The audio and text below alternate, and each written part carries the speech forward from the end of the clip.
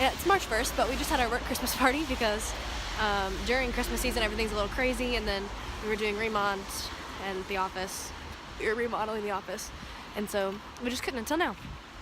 So afterward, our office manager, who doesn't speak English but is super duper nice, she was like, hey, I'm going to the mall to buy some shoes. Do you want to come? So I was like, okay. I actually think I enjoyed it a lot more than I would have if I just sat at home and read a book, which is what I was kind of planning on doing, because she's just really cool, and we were able to talk a lot about dreams and goals and hard things, and I don't know, she and my language teacher are like-minded, and it's been really great to, for us to be able to pour into each other and just tell each other, what's going on in our lives, what we've been learning, and hard stuff. It's interesting, the theological things they want to discuss. My teacher was like, so, have you heard of Calvinism? And I was like, yes, I have. What would you like to know about Calvinism? And we had this whole discussion about, does prayer actually work? Do I need to spend my time praying for my dad to come to know the Father? And it was like, yes, it absolutely works. Look at Moses and, all the stuff that his prayers did. God was about to smite those Israelites and get rid of all of them. And he was like, yo, please don't. And he was like, okay, thanks. That was a real bad message version, but basically, yeah, he listens when we pray, and he, it does have an effect. And so that was really cool. Lately I've been really impacted by the, just the darkness here. People are very aware of pain and poverty and just bad stuff, and they don't, people are depressed in America, obviously. People in America feel like they need to put on a show of everything's fine, but people here don't have that kind of, they don't feel like they need to be fake, and so I've just been really hit, especially in the last month. I've been reading Anna Karenina, which probably doesn't help, but just the amount of hopelessness there is here, and how great it is that we have an answer for that. Hi friends!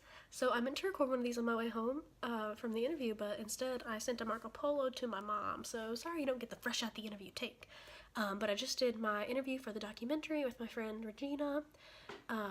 It went shockingly well. I had prepared some answers for some questions that she sent me, but then she sort of went off script, and I was like, oh, but then it was fine.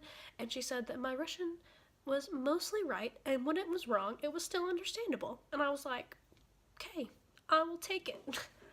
And then afterwards we were able to have a really good, couple hour long, more than that, conversation, just about our lives. And she wants to be a journalist, and I could totally tell because she is an amazing conversationalist and she asks good questions, and she seemed interested in knowing more about spiritual things, which is good and weird because none of my other friends really are, which is a bummer, but she seems like she is. And she, at the end of my sort of thing, she was asking me about my goals, and I told her my goals are to learn Russian, and I just wanna please the Father in whatever I do. And she was like, yeah, so I heard you mention that. Are you a believer? And I was like, yes, I am. And she was like, do you go to the Catholic Church? And I said, no, and explained to her about our group, and told her about how we have this group of people who are reading the Word together, who are believers and non-believers, and we just like to come together. And she was like, wow, that's really cool. That's really useful. And I was like, yeah, it is. So I'm hoping that next week or maybe the week after she might be able to come and read with us. I think that would be really cool. And I mean, she's sweet and she asks good questions. I think she'd be a great addition to the discussion because a lot of times the unbelievers, the couple times that we've had them, they just sort of don't know what to say. They just feel uncomfortable because they are unfamiliar and they don't want to offend me, which I totally appreciate, but I keep trying to reinforce it's okay to have questions. It's okay to not understand. It's okay to think something sounds weird because I mean there's weird stuff that happens in there, turning water into wine is kind of weird, and heck, half the stuff that happens in the Old Testament's weird. That's why it's the best testament. So tonight we're about to have a group. I need to go finish translating my study guide. So not that I could probably just wing a Bible study, not wing, but like do preparation, then not really prepare the specific things I want to talk about in English. But in a different language, like it's just good to have what you want to say prepared, because especially because today I have already spent 5.5 hours in language, and my brain is like, I mean, I can do this some more, but are you sure you want to spend all your like language energy this early in the week? And I'm like, that's a good question. It's a good question, bro. But yeah, I'm gonna make spaghetti. It's gonna be delicious, and yeah. Shout out to my mom for sending me French onion soup in the mail because I made French onion dip today. It was delicious, just like we used to eat at my grandma's house when I was a kid. Really could not ask for more out of this life, out of this day especially, and it is so dang pretty today. Now, I know what you're thinking, looking behind me. You're thinking, it's just cars and a slightly dirty ground. That slightly dirty ground means yesterday it was warm as heck and it rained. It rained. It didn't snow. It was so warm that it literally rained. And today it is blue skies. Now, that does mean it's gotten cold again, hence the, wearings. But it doesn't matter because yesterday I got the smell of spring, and today I get the look of spring, which also includes some gross things like this. See what I mean? It doesn't look great. Oh, and it's slippery as heck. But look at that sky. Ooh. Hey, I'm on my way home from a women's conference. It's been, it's 2 days. It's in my city, so it's chill. But it's been 17 hours of Russian in 2 days, which is a lot. Where am I going? So, number one thing learned, Russian is still hard, but I'm better at it than I thought. Thing number two, it's cool to hang out with your believing friends for like 2 straight days. And they're really cool people.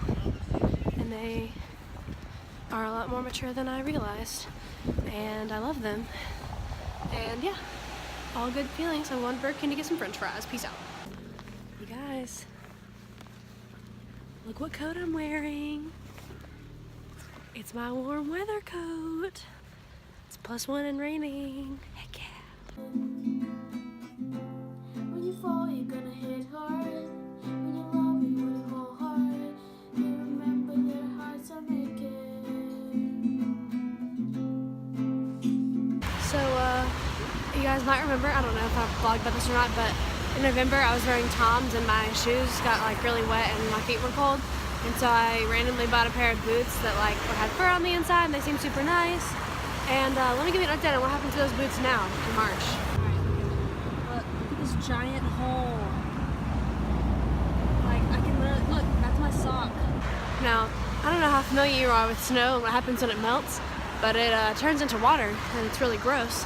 And if you have a giant hole in your shoes, that means that every time you walk anywhere, you end up with a very wet big toe. I don't know if you've ever walked around with a really wet big toe like all day, but it's kind of annoying. So, yeah. And also, how did I not notice this giant hole where my shoe is literally coming detached from the sole? Like, I mean, I noticed it yesterday, but how long has it been there? Did it start tiny? What am I doing so that this happened? I don't know. Hey, so I just went to another psychology thing, weirdly by accident. So I meant to go to a book club, and when I got there I couldn't find it, and so I went to another one because I could find it. And it was about stress, and so I understood like maybe half of what they said, and I thought it might be like one of those things where we talk about it and then we put it into practice, but it was not, and so I did not make any friends out of it. By the way, doesn't my hair look so good? Thanks, Mom, for the shampoo.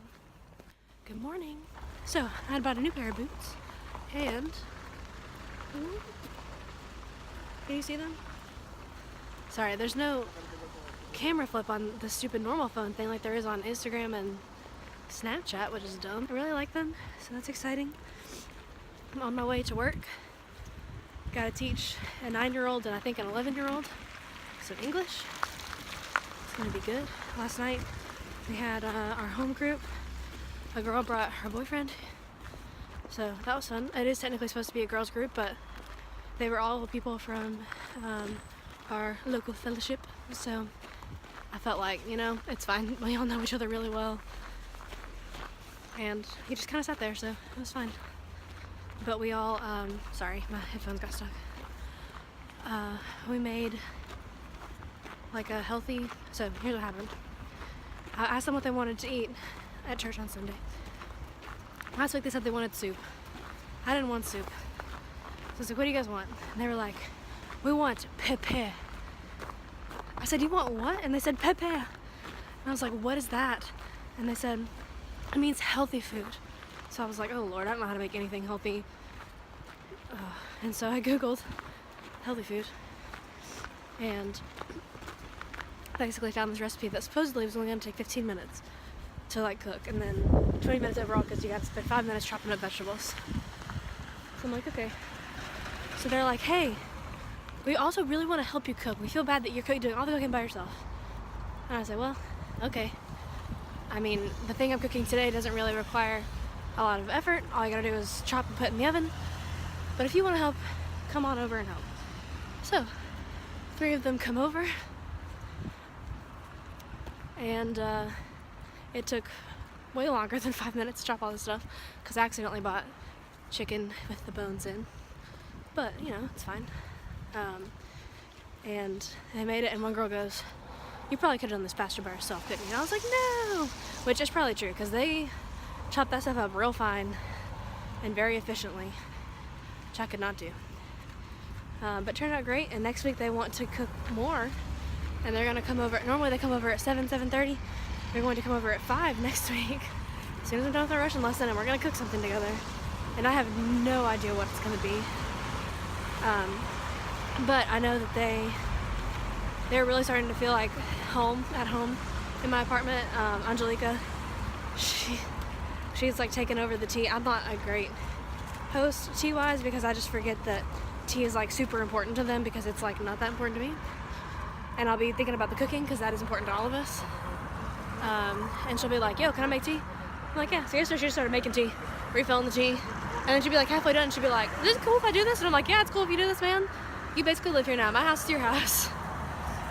When I told her my house is your house, she like hugged me really tight and she was like, yeah, it is. So it's really cool getting to know them better and just spend time together. Oh gosh, that was embarrassing. Yeah. So looking forward to what next week might hold. Supposedly my friend who's been saying she's gonna come for the last 2 weeks is actually gonna come, and hope we're gonna make something really tasty. Now I know what you may be thinking. You might be thinking, that's so gross. Look at all the dirt. What you should be thinking is, remember what this used to look like? It looked like a big old mountain of white snow. You know what it looks like now? A very, very small hill of dirty melting snow that in the middle of the tracks has already become a river. This, my friends, is spring. This, my friends, is the gift of God. It's currently 37 degrees Fahrenheit. The sun is out. I know that looks like maybe it's not, but look at the road.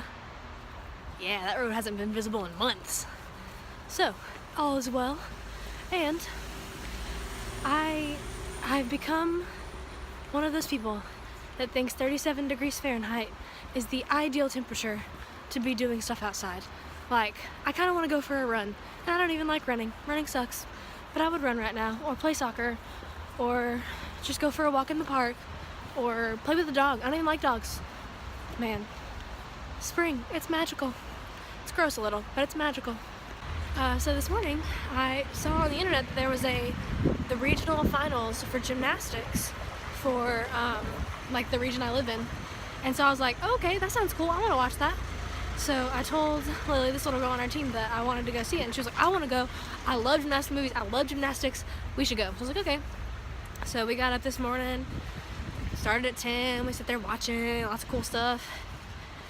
But like when we get to first of all, in our taxi, we're talking the whole time in English because she doesn't speak Russian. And even if she did, wow, we speak Russian to each other. That would be weird. Anyway, we're talking. The taxi driver pulls up to the place and he's like, hey, I got 2 foreigners back here. And the guy's like, okay, well, the adult can go in this way, but the kid needs to go in over there. I'm assuming they thought that my kid was one of the performers, but she was not. And so the cab driver turns around and he goes, you go here. I take her there. And I was like, can I take her with me? And he was like, what? And so in Russian I was like, can I take her with me? He was like, yes. And I said, okay, that's what I want to do. And he was like confused about why I would not want to leave my 8-year-old girl in the car with this strange man I'd never met before. Whatever, so we get in. The guy's like, what are you here to see? He was like, what are you here for? And I said, to watch? And he was like, to watch what? And I was like, I don't know, to gymnastics? And he was like, do you know where to go? And I was like, no. And he was like, do you have other shoes? And I was like, no. And he was like, okay, well, you're gonna have to take your shoes off and leave them here. And then you have to get bahili, which are like these little plastic covers, and put them over your socks, and then we'll find someone else to show you how to get there. And it's like this little room with like no spectator space. And we were legitimately the only people there that did not have someone with skin in the game. And it was really weird. And so I was really glad I had Lily with me, because she was like completely oblivious to the fact that it was super weird that we were there. And we just sat there and talked and watched, and it was really cool, and they were really talented. And some of those little girls were tiny, and they could do awesome, cool stuff. And they were already like pretty built. Do you see this? This white? Do you remember mere seconds ago for you guys how it was not white? It was kind of brown because there was no snow, because it had all melted. Yep, it snowed again yesterday. I'm not bitter, as you can tell. So I had this kid, sweet kid. He's in one of my lower level classes. I have him in the mornings. And last week after class, he walks the same way as I do to go to the tramway. He started saying the strangest things. Like, he was like, Russia gave America Alaska as a gift. And I said, I'm pretty sure we bought it. And he said, no, we just gave it to you. So I went home and looked it up, and we did indeed buy it. Granted, we bought it for like 2 cents a square acre, which is like crazy cheap. So maybe they practically gave it away, but nonetheless, we paid money for it.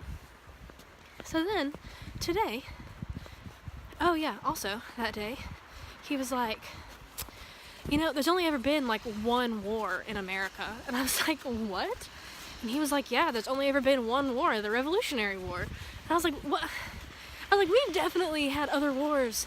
Spanish-American War, War of 1812, War of Texas Independence. Is that a real thing? We were rolling in wars. But apparently here, there are only a lot of... He was like, well, in school they teach us there's only one. I said, okay, well, if you need to think there's only one for your test, that's fine. But in real life, there's more than one. So they got all kinds of crazy misinformation here. Well, then today, in class, we had to create our own museum display. So I was like, just pick something. And he goes, okay. So he makes the Russia room.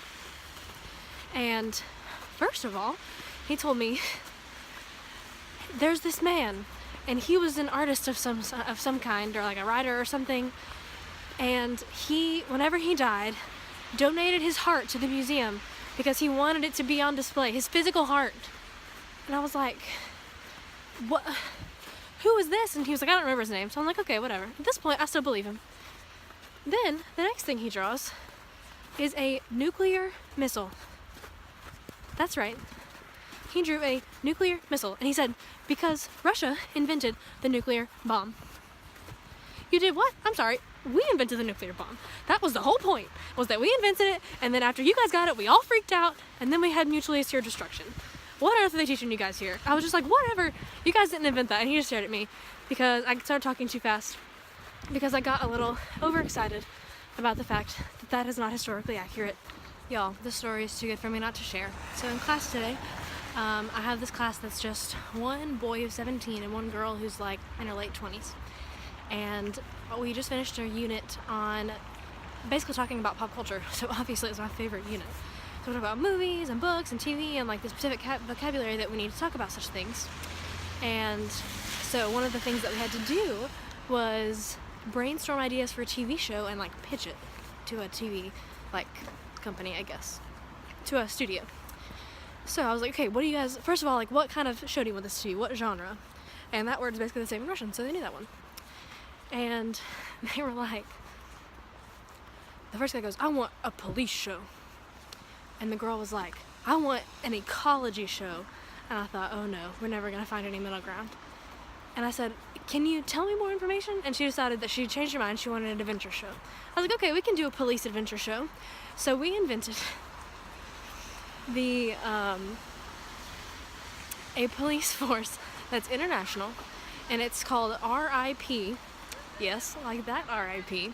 Stands for the Russian International Police. And they like just go all over the world and apprehend criminals. That's their job. Our two main characters are Ivan and Nina, because those are the two most Russian names they decided. The boy is from Siberia, he's 35, he's tall, and he has a beard. And that's everything they told me about him. I said, okay, what about the girl? The girl is 30. She grew up in some town that they told me is known for bringing up like hard, strong people, like the Sparta of whatever oblast it's in. And she has, I was like, does she have any, do either of them have like a sad backstory? And Nastya was like, yes. She has a boyfriend that she lost. And I said, she lost him? And she's like, yeah, like he's missing. I was like, okay, cool. So he's missing. So I'm like, okay, let's talk about like an episode, like the pilot episode. Like, okay, they meet, they get their assignment. Their assignment is to go get her boyfriend because he's a traitor and he used to work for RIP, which is what they call the RIP agency that they made up. He stole information from RIP and he's on the run and he's gonna sell it to people and he's a traitor now. And they have to go catch him. I'm like, okay. I'm like, where do they go? And they go, Bolivia. And I was like, okay, what do they do in Bolivia? And the guy said, in Bolivia, Ivan kills the boyfriend and he doesn't tell Nina. And I was like, uh-huh. But like their job is to catch him, so like what does he do? And he was like, he just says they have to go find the person that he sold the information to and he never tells her. The end, to be continued. And y'all, it sounds a little silly, but I would watch the absolute heck out of that show. That show sounds amazing. So, if you one day look up and find that my name is listed on the producer credits of a Russian language TV show that will show in Russia, Belarus, Kazakhstan, they listed several others, then you'll know it's because of this class I just taught. Gonna be famous.